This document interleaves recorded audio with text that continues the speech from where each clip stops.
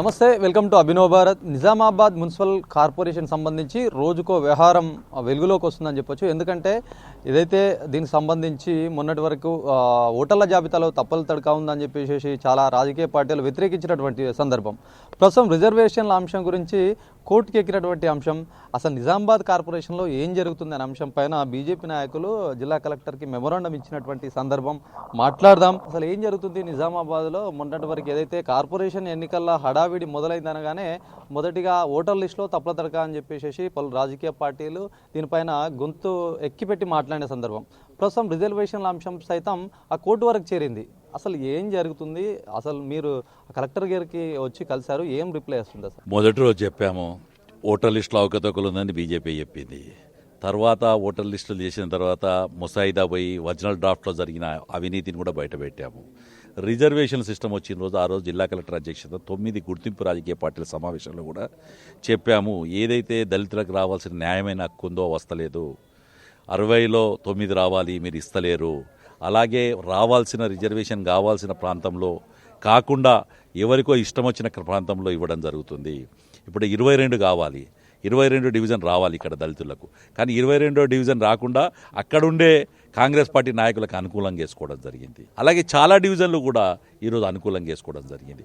అవన్నీ చూసిన తర్వాత మేము ఆ రోజు కూడా చెప్పాము, అన్ని పార్టీలు చెప్పారు. అక్కడ వీడియో రికార్డింగ్ ఉంది, అది మొత్తం కూడా state election commission video record చేసింది ఆర్టీ సమావేశాన్ని.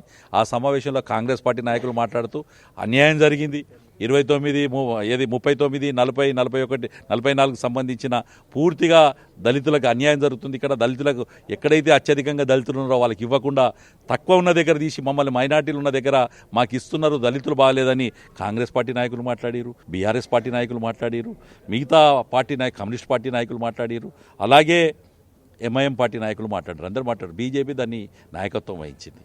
ఆ రోజు స్పష్టంగా కూడా కలెక్టర్ గారికి మెమోరాండం ఇవ్వడం జరిగింది. ఆ రోజు ఏదైతే మినిట్స్ ఇచ్చారో మినిట్స్ మేము సంతకం పెట్టకమని బహిష్కరించడం జరిగింది. మేము బీఆర్ఎస్ వాళ్ళు కూడా దాని మీద ఇది చేశారు. జీవన్ రెడ్డి గారు ఎక్స్ఎమ్మెల్యే గారు వచ్చారు. ఆ రోజు అందరం కూడా ఇక్కడ కూడా మీడియా సమావేశం మాట్లాడి చెప్పాము, ఇగో ఇది రిజర్వేషన్ చార్టు, ఇందులో అన్యాయం జరిగింది, అసలు తప్పుల తడుకుంది మొత్తం రిజర్వేషన్లో. 24 మంది బలైన వర్గాలకు ఇస్తే, బీసీలకు ఇస్తే, బ్యాక్వర్డ్ క్లాసెస్కి ఇస్తే అందులో 8 మైనార్టీ ప్రభావితమైన 52 నుంచి 58, 60 దాకా ఉన్న దాంట్లోనే ప్రభావితమైన ప్రాంతాల్లో ఇచ్చారు. అక్కడ బీసీలు మామూలు ఎవరైనా గెలిచే పరిస్థితి లేదు, ఓన్లీ మైనార్టీ వర్గాలు తప్ప ఎవరు గెలిచే పరిస్థితి లేదు. ఇది బీసీలకు అన్యాయం జరిగింది. ఎస్సీలు ఉన్న దగ్గర ఎక్కడైతే మెజార్టీ ఉందో 22 కానీ 10 కానీ 27 కానీ మిగతా ప్రాంతంలో ఎక్కడున్నదో అక్కడ ఇవ్వండి అని చెప్పాం.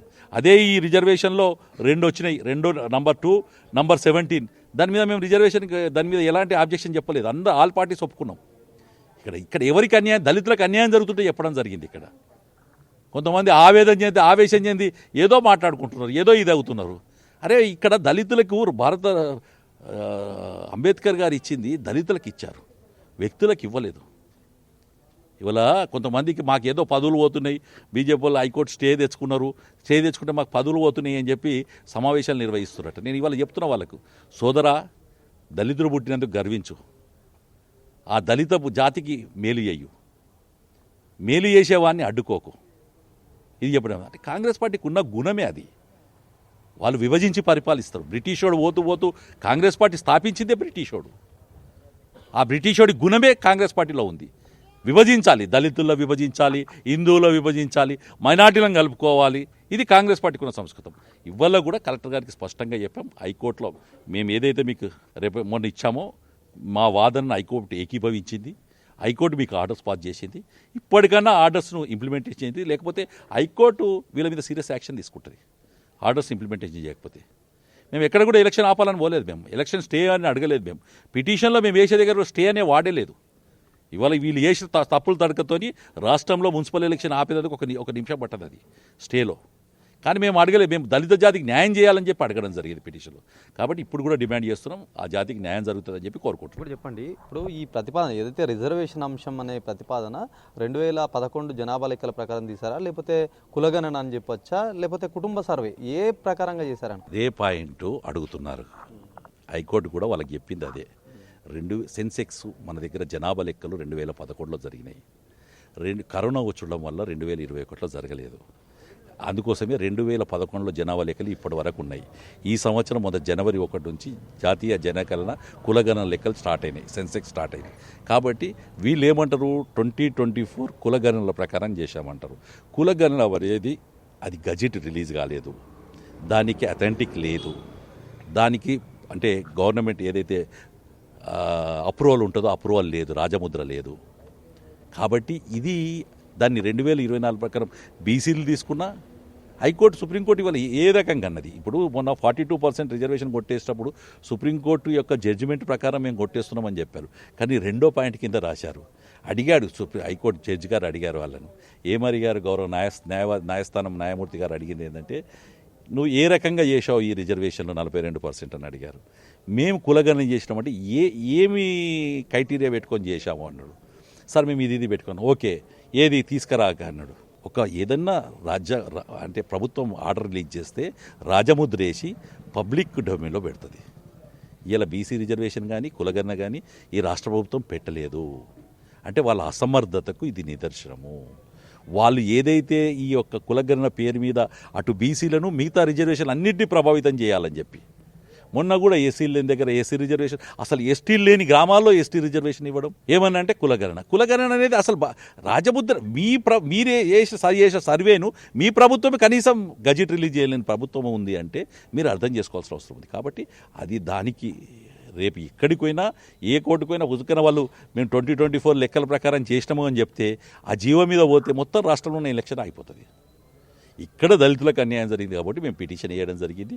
మేము ఆ రోజు చెప్పింది ఇదే, ఈ రోజు చెప్పింది ఇదే, దళితులు ఎక్కడ ఎక్కువ ఉన్నారో అక్కడ ఇవ్వండి అని చెప్తున్నాం. హైకోర్టుకి వెళ్ళినటువంటి సందర్భం ఏంటంటే నిజామాబాద్ కార్పొరేషన్ సంబంధించి ఏదైతే రిజర్వేషన్ల అంశం పైన మీరు వెళ్ళినటువంటి సందర్భం, అంటే కేవలం నగరంలోని 3 డివిజన్ల పరిధిలోనే ఇబ్బందులు జరిగాయి, అభ్యంతకరాలు ఉన్నాయని చెప్పేసి ఆ పిటిషన్లో పేర్కొన్నారు. అసలు ఏంది, ఎందుకు వెళ్ళినట్టు? ముఖ్యంగా ఏదైతే ఇందూర్ కార్పొరేషన్ యొక్క మున్సిపల్ ఎన్నికల ప్రక్రియ మొదలైన నుంచి అది ఏకపక్షంగా మరి ప్రభుత్వ పరంగా జరుగుతలేదు. ఏదో ఒక పార్టీ వాళ్ళకి సంబంధించిన విధంగా నడిపించుకుంటున్నారు. దానికి కమిషనర్ అయితేంది, కలెక్టర్ గారు అయితేనేది ఆ పార్టీకి అనుకూలంగా పార్టీ యొక్క మెప్పు పొందాలనే ఆలోచనతో మాత్రమే జరుగుతున్న ప్రక్రియ.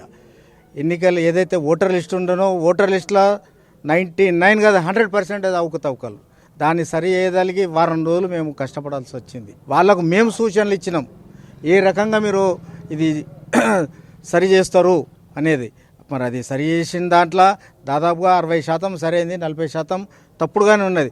అయినప్పటికీ ఎందుకు ఈ గొడవ పెట్టుకున్నా ఎన్నికలు జరుపుదాం, నడిపించుకుందాం అనే ఆలోచనలో వెళ్ళినాం. మరి దాని తర్వాత ఏదైతే నోటిఫికేషన్ ఎన్నికల ప్రక్రియ అయిపోయిందో ఓటర్ లిస్టుది కాగానే రిజర్వేషన్కు వాళ్ళు ఆల్ పార్టీస్ మీటింగ్ ఏర్పాటు చేయడం జరిగింది. ఆ మీటింగ్కు రాగానే మేము ఫస్ట్ కలెక్టర్ గారిని ప్రశ్నించినాం, అమ్మా ఇది ఎట్లా చేస్తున్నారు? డెడికేషన్ కమిటీ అని ఒక జీవోలో చూపించింది. డెడికేషన్ కమిటీ గజెట్ పబ్లిష్ అయిందా? మరి ఎస్సీ ఎస్టీ రిజర్వేషన్ ఎట్లా చేస్తున్నారు? ఎస్సీ ఎస్టీ రిజర్వేషన్ 2011 జనాభా ప్రకారం మేము చేస్తున్నాం అన్నారు. ఆ జనాభా ప్రకారం మాకు లిస్ట్ ఇవ్వండి. అసలు నిజామాబాద్ పట్టణంలో, ఇందూర్ పట్టణంలో ఎస్సీ ఎస్టీ జనాభా ఎంత ఉన్నది, బీసీ జనాభా ఎంత ఉన్నది, మాకు ఆ పట్టికిస్తే మాకు ఏర్పడుతుంది. సరే, గతం జరిగిన ఎన్నికలల్లో 5 స్థానాలకు రిజర్వేషన్ చేశారు. 5 స్థానాలు ఎట్లా చేస్తారు? 60లో ఎస్సీలకు రావాల్సింది 15%. మరి 15%లో 9 సీట్లు వస్తాయి. ఎస్టీలకు 6%, 6%లో 3 సీట్లు వస్తాయి. 1 సీటు ఎస్టీకి ఇచ్చి 5 సీట్లు ఎస్సీలకు ఇచ్చి మీరు సరిపెడితే ఎట్లా? మరి అదేవిధంగా డెడికేషన్ కమిటీ ప్రకారం బీసీలకు రిజర్వేషన్ ఇస్తామన్నారు. మరి డెడికేషన్ కమిటీ ఎంత ఇచ్చింది? రిజర్వేషన్ బీసీలకు కల్పించారు. అది చూపించలేరు, ఇది చూపించలేరు. ఈ యొక్క రిజర్వేషన్ మేము వ్యతిరేకిస్తున్నాం. ఇది తప్పు. వాళ్ళు ఏదైతే కాంగ్రెస్ పార్టీ నాయకత్వము మరి అధికారులు కృష్ణా హోటల్లో కూర్చొని తయారు చేసిండ్రు. ఆ తయారు చేసిన స్క్రీన్ను తీసుకొచ్చి మాకు చూపించి అది చూసుకోండి, రాసుకోండి. అదంతా అయిన తర్వాత మహిళా రిజర్వేషన్ చేయాలి. మహిళా రిజర్వేషన్ పద్ధతి ఎలా ఉంటుంది? గత ఎన్నికలలో మహిళలకు ఏ డివిజన్లో మేము రిజర్వేషన్ ఇచ్చినాం, ఆ డివిజన్లను పక్కకు పెట్టి మిగతా డివిజన్లలో మహిళా రిజర్వేషన్ చేయాలి. మళ్ళా రిజర్వేషన్ యాజిటేట్ చేసేసరికి గతంలో మహిళ వచ్చింది, ఇప్పుడు మహిళ వచ్చింది. అంటే మహిళలకు వ్యతిరేకం అని కాదు, వాళ్ళ కోట వాళ్ళకి ఇవ్వండి, వీళ్ళ కోట వీళ్ళకి ఇవ్వండి, ఏదైనా పారదర్శకంగా ఉండాలా రిజర్వేషన్ అని కలెక్టర్ని ప్రశ్నిస్తే నాకేం తెలియదు, ఇదంతా హైదరాబాద్ వాళ్ళకు తెలుసు, హైదరాబాద్ వాళ్ళతో సంప్రదించండి, మేము ఎట్లా సంప్రదిస్తాం? మా కలెక్టర్ మీరు, ఏదైనా జవాబు చెప్పాల్సిన బాధ్యత మీది అని కలెక్టర్ కాబట్టి మీరు ఏదైనా రిప్రజెంటేషన్ ఇవ్వండి, రిప్రజెంటేషన్ ఇస్తే కమిషనర్కి పంపిస్తా అంటే రిప్రజెంటేషన్ అప్పటికప్పుడు ఇచ్చిన తర్వాత కూడా మళ్ళీ అడిగినాం కమిషనర్ గారి, మేము ఇచ్చిన రిప్రజెంటేషన్ మీద ఏమైనా స్పందించండి మరి తిరిగి పరిశీలన చేస్తారా? మేము ఏదైతే రిజర్వేషన్ అనేది తప్పుడు జరిగింది అనే దానికి 3 డివిజన్లు ఎగ్జాంపుల్ ఇచ్చినాం. 39, 40, 44 ఎగ్జాంపుల్గా ఈ 3 డివిజన్లు మీరు పరిశీలించండి. ఎగ్జాంపుల్గా పరిశీలించి ఇది నిజం అనుకుంటే అన్ని నిజమే. ఒకవేళ వీటిలోనే అవకతవకలు అయితే మొత్తం 60 డివిజన్లలో రిజర్వేషన్ పరిశీలన చేయాలి. దాని నుంచి ఎలాంటి స్పందన లేకపోయేసరికి నేను ఏదైతే న్యాయస్థానం ఉన్నదో న్యాయస్థానాన్ని అప్రోచ్ కావడం జరిగింది. న్యాయస్థానంలో కూడా మేము ఏం చేసినామంటే ఎన్నికల ఆపని కానీ ఏదని కాదు, ఏదైతే రిజర్వేషన్ ఇవ్వడం జరిగిందో ఆ రిజర్వేషన్ల పొరపాట్లు జరిగినాయి, వాటిని 3 రోజుల లోపల సరి చేయమని మన తరఫున ఏదైతే హైకోర్టు వారికి సూచించడం. ఇప్పుడు కూడా కలెక్టర్ గారికి చెప్పినాం, అమ్మ మీరు వాళ్ళు ఇప్పటికే రాత్రే వాళ్ళ ఎప్పుడైతే కోర్టు నుంచి ఆర్డర్ వెళ్ళిందో రాత్రే వాళ్ళు కలెక్టర్ గారు కమిషనర్ గారు కూర్చుండి రిపోర్ట్ తయారు చేసేసారు. ఇప్పుడు ఆ రిపోర్ట్ ఏదో మేము చేసిందే కరెక్టు, మేము చేసిందే వేదం అని కోర్టుకు సమర్పిస్తారు. కోర్టులో మళ్ళీ 10వ తారీఖు నాడు హియరింగ్ ఉన్నది. ఆ హియరింగ్కు నేను సబ్మిట్ చేస్తాను నా రిపోర్ట్ తయారు చేసినాకో, ఒకవేళ నా రిపోర్టే కనుక కరెక్టే, వాళ్ళ రిపోర్టు తప్పుడు రిపోర్ట్ పంపితే అది తప్పు అయితే మొత్తం ఇందూరు డివిజన్ యొక్క కార్పొరేషన్ ఎన్నికలు ఆగిపోయే ప్రమాదం ఉన్నదని కూడా తెలియజేస్తూ కలెక్టర్ గారికి చెప్పినాం, దయచేసి టైం తీసుకోరు, ఇంకా 2 రోజుల టైం ఉన్నది. ఈ టైంలో కరెక్ట్ పరిశీలన చేయండి, ఎక్కడ ఎంత జనాభా ఉన్నది, ఏ జనాభా ప్రకారం ఎవరికి రిజర్వేషన్ అనేది అక్కడ ఉన్న జనాభాకు అనుకూలంగా ఇవ్వాలి. నేను ఏదో ఇచ్చేసినా, 1 ఉన్నోడికి ఇచ్చినా, 2 ఉన్నోడికి ఇచ్చేసినట్టే కుదరది. ఎక్కడైతే ఏ సామాజిక వర్గం ఎక్కువ ఉంటుందో ఆ సామాజిక వర్గానికి ఆ రిజర్వేషన్ వర్తించాలి. అంబేద్కర్ చేసిన రిజర్వేషన్ పోరాటము మరి ఇదేనా? ఏ సామాజిక వర్గానికి చెందాలన్నది చెందకుండా నువ్వు రిజర్వేషన్ చేసి నేను కాగితం మీద ఇచ్చేసినట్టే ఇదేంది? రాక్షస పాలన ఏకపక్షంగా నడిపిస్తా అంటే ఏమన్నట్టు? ఊరుకుంటామా? దేనికైనా సిద్ధమే అని తెలియజేస్తున్నాం. ఇప్పుడు దళితులు దీన్ని వ్యతిరేకిస్తున్నటువంటి సందర్భం, మా వచ్చిన రిజర్వేషన్లని బీజేపీ అడ్డుకుంటుందని ప్రధానంగా వాళ్ళు చర్చ లేపుతున్నటువంటి పరిస్థితి. సరే, దళిత సోదరులకు మేము రిక్వెస్ట్ చేసేది, మేము ఏదైతే ఎగ్జాంపుల్గా ఇచ్చి మీరు పరిశీలించండి అన్నాం. మీకు వ్యతిరేకమని కాదు, ఇవి తీసేయండి అని కాదు. ఇప్పుడు నేను అడుగుతున్నా, వాళ్ళకి 5 ఎట్లు ఇస్తావు, 9 ఎందుకు ఇవ్వవు? 9 సీట్లు ఇవ్వాలకు నువ్వు 5 ఇచ్చేసి మొక్కుబడిగా నువ్వు పక్కకు పెడతాడు ఎట్లా? ఊరుకుంటామా? వాళ్ళు వేరు మేము వేరా? మా పార్టీలలో ఒక భాగం, బాడీలో ఏ రకమైతే కాళ్ళు చేతులు భాగాలో మా యొక్క బీజేపీ పార్టీలో వాళ్ళు కూడా భాగమే. వాళ్ళ కొరకు పోరాడతాం. 9 ఇచ్చిందాక కాదు, ఎస్టీలకు 3 ఇచ్చిందాక కాదు. ఎందుకు ఊరుకుంటాం? దాని మీద కూడా అవసరమైతే మళ్ళీ పిటిషన్ ఇస్తాం. పార్టీల పరిస్థితి ఎట్లా ఉందంటే, బీజేపీ కేవలం హైకోర్టుకి ఎక్కింది, అక్కడ పరిస్థితి వివరించినటువంటి సందర్భం మన వేరే పార్టీలు బీఆర్ఎస్ కావచ్చు, కాంగ్రెస్ పరిస్థితి ఎట్లా ఉంది, వాళ్ళు దీనిపైన ఎట్లా ఏం చర్చ నడుస్తుంది, ఏమనుకుంటున్నట్టు? మేము కలెక్టర్కి ఇచ్చిన రిప్రజెంటేషన్లా బీఆర్ఎస్ వాళ్ళు సంతకం చేసిన వాళ్ళ అధ్యక్షుడు జీవన్ రెడ్డి గారు, టీడీపీ అధ్యక్షుడు గౌడు యాదగౌడు వారు సంతకం చేశారు, ఆమ్ ఆద్మీ పార్టీ వాళ్ళు సంతకం చేశారు. 3-4 పార్టీలు సంతకం చేస్తేనే కలెక్టర్ గారు రిప్రజెంటేషన్ ఇచ్చినాం. ఒక కాంగ్రెస్ పార్టీ మాత్రం మేము పెట్టాం. అది ఏమైనా చేసుకున్నా ఎట్లా అని చేసుకున్నాను అంటే వాళ్ళు చేసిన రిజర్వేషన్ కాబట్టి వాళ్ళు ఎట్లా పెడతారు? పెట్టమన్నారు. అన్ని పార్టీల తీసుకొని కలెక్టర్ గారికి రిప్రజెంటేషన్ ఇచ్చినాం. ఆ రిప్రజెంటేషన్ మీద వారు స్పందించలేదు కాబట్టి మేము న్యాయస్థానానికి వెళ్ళడం జరిగింది. ఈరోజు ఏవైతే రిజర్వేషన్లు ఇందూరు మున్సిపాలిటీలో ప్రకటించారో వీటిపైన భారతీయ జనతా పార్టీ ఏమని అడుగుతుంది అని అంటే, రిజర్వేషన్లకు కారణం ఏంది, ఆ రిజర్వేషన్లు ఎట్లు ఇచ్చిర్రు అనేది మేము అడిగినాం తప్పితే ఏదో ఎలక్షన్స్ ఆపమనో ఇంకో ఏదో దళితులకు అన్యాయం చేయాలనో కాదు. ముఖ్యంగా దళిత సమాజం తెలుసుకోవాల్సింది ఏంది అని అంటే, ఎక్కడైతే కాంగ్రెస్ పార్టీలో ఉన్న పెద్ద నాయకులు కొట్లాడాలనుకుంటుర్రో వాళ్ళకు అనుకూలంగా ఒకరిద్దరి కోసము ఈ రిజర్వేషన్ సిస్టమ్ని మార్చిరనే విషయాన్ని మేము ముందుకు తెలియజేస్తా ఉన్నాను. ముఖ్యంగా 44 డివిజన్లో చూసుకుంటే ఒక భార్య పేరు ఒక డివిజన్లో ఉంటుంది, భర్త పేరు ఒక డివిజన్లో ఉంటుంది. అటువంటి పరిస్థితిని తీసుకొచ్చిర్రు ఈరోజు మన ఎలక్షన్ కమిషన్ వారు. కాబట్టే ఈరోజు మాకు ఈ రెక్టిఫై చేయమని అడిగింది తప్పితే ఇంకోటి ఏదో కాదు. ఈరోజు దళిత సమాజం భారతీయ జనతా పార్టీకి వ్యతిరేకమని ఏదో ఫీలింగ్ తీసుకురావాలని చూస్తున్నారో, ఏ చర్చకైనా భారతీయ జనతా పార్టీ ఎస్సీ మోర్చా ముందుంటుంది, దానికి సిద్ధంగా ఉంటుందనే విషయాన్ని కూడా తెలియజేస్తూ ఉన్నాం. ఏదైతే కాంగ్రెస్ పార్టీ నుంచి కొంతమంది పేడ్ ఆర్టిస్టులు వచ్చి మాట్లాడుతూ ఉంటారేమో, మాట్లాడితే వారికి అడుగుతూ ఉన్నాం, మరి 15% రిజర్వేషన్ రావాలి కదా, మా 9 సీట్లు రావాలి కదా, ఎస్టీలకు 1 వచ్చింది 3 రావాలి కదా, మళ్ళీ వీటిపైన మాట్లాడే చర్చకు వస్తారా అని అడుగుతున్నాం.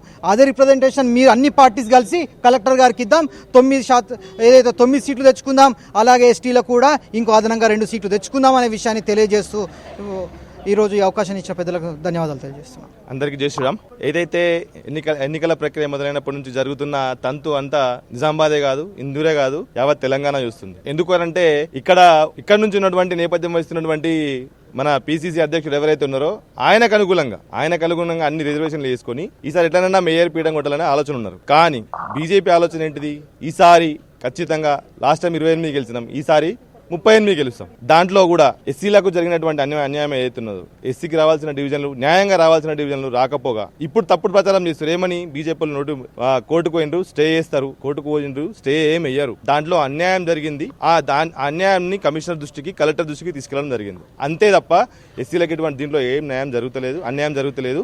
కాబట్టి ఎస్సీకి సంబంధించిన సోదరులు, ఎస్సీకి సంబంధించినటువంటి నాయకులు, దళితులకు సంబంధించినటువంటి ప్రతి డివిజన్ నుంచి ఉన్న నాయకులందరూ ఈ విషయాన్ని గమనించాలని కోరుకుంటున్నాను. ఎందుకు అనంటే నేను కూడా ఒక దళిత బిడ్డగా 18 డివిజన్ నుంచి నేను కూడా లాస్ట్ టైం పోటీ చేసిన, మా అమ్మ పోటీ చేసింది. అప్పుడు ఎస్సీ మహిళా రిజర్వేషన్ ఉండే. యాక్చువల్గా ఇప్పుడు ఏమైపోయింది, ఎస్సీ జనరల్లో ఇంకా ఏదో రావాలి, కానీ దానికి అనుగుణంగా జనరల్ ఇచ్చారు. ఎందుకంటే అక్కడ ఉన్న సామాజిక వర్గం ఈక్వల్గా ఉన్నాయి కాబట్టి 2011 ప్రకారం దాన్ని జనరల్ చేసారు. అయినా కూడా పార్టీ ఆహ్వానం చేస్తుంది కదా, ఎక్కడైతే యాక్చువల్గా రావాల్సిన డివిజన్స్ ఉన్నాయో దాంట్లో రాలేవని మాత్రమే మేము మెన్షన్ చేసినాం. కాబట్టి దానికి సంబంధించి దీనిలో మేము సపరేట్ కొత్తగా స్టే గురించి ఏం అడగలేదు, కొత్తగా మళ్ళా చేయడం ఏం అడగలేదు. ఓన్లీ ఏమడిగినామంటే తప్పులు జరిగినాయి, దాన్ని వెరిఫై చేయండి అని అడిగినాం, అంతే. ఇది మొత్తానికి పరిస్థితి. ఏదైతే రిజర్వేషన్ల అంశం కోర్టుకు చేరినటువంటి సందర్భం 3 రోజుల్లో ఒక నివేదిక తయారు చేయాలని చెప్పి సూచించినటువంటి నేపథ్యం బీజేపీ నాయకులు కలెక్టర్ కార్యాలయానికి రావడం, అర్జీ సమర్పించడం, దీనిపైన రీవెరిఫికేషన్ చేయండి, పరిశీలించండి అని చెప్పి చెప్తున్నటువంటి సందర్భం. ఏదేమైనప్పటికీ మున్సిపల్ కార్పొరేషన్ సంబంధించి ఓటర్ల జాబితాలో తప్పులు జరిగినాయి.